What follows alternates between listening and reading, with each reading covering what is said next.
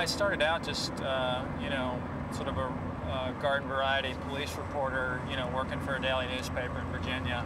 I wanted to write about why it was so difficult for folks to get out of poverty. When I first started doing this reporting, I had this perception that these folks who were sort of bottom feeding on the economy were just local players. They were fly-by-nighters or mom-and-pop operations. But as I did more and more reporting, I came to realize it was corporate America. Citibank, Chase Manhattan, household finance, the companies that were bankrolling these local financial outlets were the biggest corporations in the world, are making significant portions of their profits off of lending money to low-income folks in little towns and big cities all over the country. Hi, John. How are you? How old is John? John is 44. 44 now? Mm-hmm. Tell me about the loan that this preacher lady basically told you that you should get a loan to pay off your credit cards, right? And you wanted to take care of those credit card bills because you were worried about just having enough money to buy food and all that kind of stuff? Right. I didn't have money to take care of John because his money was going into the bills, well, so is mine. Right. It was a struggle to get it paid every month. Yeah, he was struggling to get it paid off.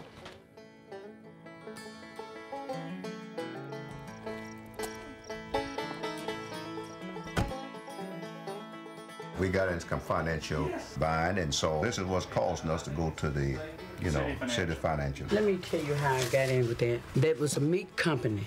So you just wanted to get some meat to put in the freezer? My father had passed away. I took my father off the mortgage, and then we refinanced so I could put myself on it. Hopefully, it'll bring down the monthly payments. And they sit down, and if they do read the papers, they may see there's something questionable here. There's some charges and fees I didn't expect. They said at the last minute we had to rework some numbers. She just told me it's going to be lower than what I was paying then.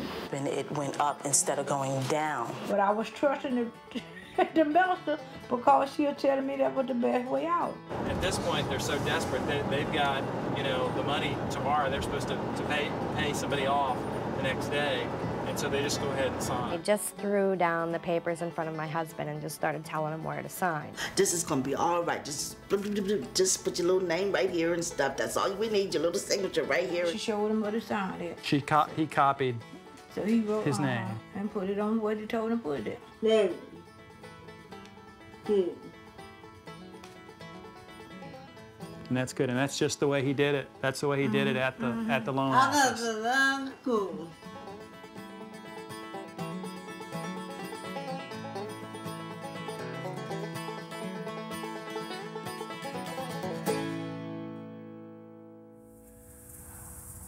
You know, after slavery, we went to the sharecropping system, and it was really it was a debt system, a sort of debt slavery where people got caught owing money to the bank or owing money to the landowner, and could never really get out of debt. And that's kind of where we are now. I got into this, but they tried to take my house. And then the sheriff brought me a paper saying you got to move. Your house has been sold foreclosed. Mother's Day, my mom sat on the porch, and a lady came up with her husband to the window, the door. My mom said, you know, may I help you? And she said, well, your house is in the paper for foreclosure. Which they did. They put it in the paper, and that was so embarrassed. They just raped us. Some people from City Finance called me, and he kept threatening me about the bill. What would they say to you on the phone? They were wanting to know when I was going to do something about my loan.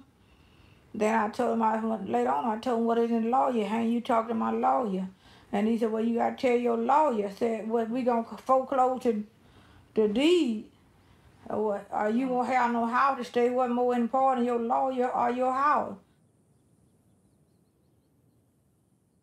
We get thousands of complaints every year about credit card issues relating to the major banks, the major card issuers. If we had a basis for concluding that a bank was involved in a practice that was unfair or deceptive, if it violated any of the other many consumer protection standards that apply to them, we can tell them to stop it immediately.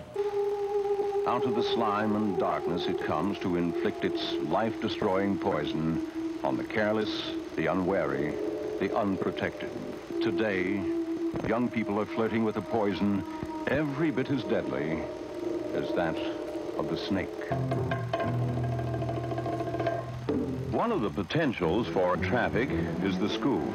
Here, the connection can be found with these peddlers of misery who prey on the unwary, the uninformed, the curious, the thrill seekers. How does it happen? Where does it start? What are the signs? The pattern is generally the same. Free gift, 5 Citibank card. You want to fill out a visa application, you get a free t-shirt. Just for filling it out? Just for filling it out. It's the first time you're on your own, the first time you're allowed to, you know, sign forms. Everyone's 18 or older and stuff, so they can speak for themselves. And especially when you get like a, you know, cool little backpack or a Frisbee for free or something just for signing a form, you know? And basically you don't realize that you're getting yourself into, even if you don't get a credit card, you're putting your name on multiple lists of companies that like will just target you later down the road, you know, and it's never ending. So does the university get a cut of the money? You know, I would think they have to pay them something to use their logo. To use the logo?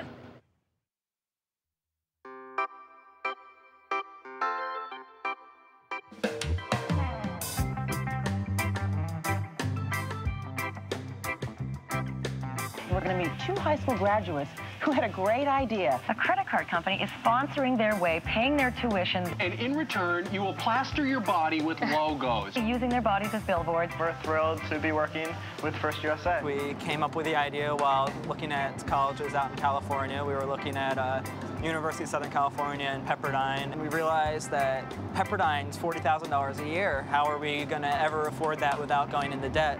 And so we got the idea of trying to get a sponsor because we figured, you know, we weren't going to be able to raise that much money. When we first talked to First USA, we gave our boundaries. We said we did not want to be walking billboards, handing out applications to college students. We wanted to be spokespeople for financial responsibility. In the first part of the deal, they even gave us surfboards with the First USA logo on the bottom. So whenever we'd go up to like Malibu Beach or when I'd visit Chris up in Pepperdine and stuff, we'd always use our surfboards. We'd have the First USA logo there. What does surfing have to do with responsible? I think it's giving I think surfing has a cool image to these 2 New Jersey guys going off to LA to become pro celebrity surfers and college spokes guys. We're not really celebrity surfers, but I'm sure that was a cool image and that's what the bank wanted us to do, so we did it. I guess how Bill Cosby is to Jell-O, you know, and that'd be us to credit cards, but it kind of didn't really, I don't know, it didn't really work out. We wanted to delve deeper into the financial responsibility aspects, but I think First USA was just a little bit more interested in getting the credit card signups. These young men and women preparing themselves for a successful and happy life. Before they borrow cash or buy anything on installments, they should carefully figure whether the benefits of credit service are worth the extra charge. Well, there's sure a lot of things that I'd like to buy for better living. How about giving me a little credit? Nobody gives you credit, John. It's something you have to earn. I don't understand, Mr. Money. How can you earn credit? Sean was 18, and we took him to the University of Texas at Dallas. He was a National Merit Scholar, and he was so happy to be going to the big city, to go to Dallas. We drove up that first day, and there were tables of people signing up for credit cards. But, you know, I didn't worry. He's 18, he's unemployed. Who's going to give him a credit card? He went back for his sophomore year, and I noticed he was getting depressed, and he was working more hours, and he was buying things, and I didn't know why. Because it didn't ask, you know, I just didn't ask. And it got to the point that he had gotten, at that point, 12 credit cards. I mean, he was making minimum wage. He had 2 MasterCards and a Visa. I think he had Discover, and he had Neiman Marcus, and all these credit cards. But did I ever sit down and say, are you $12,000 in debt? No, because it never occurred to me that a college student can be that far in credit card debt. That's not something that was in my world. It was never in your world. No. We moved her to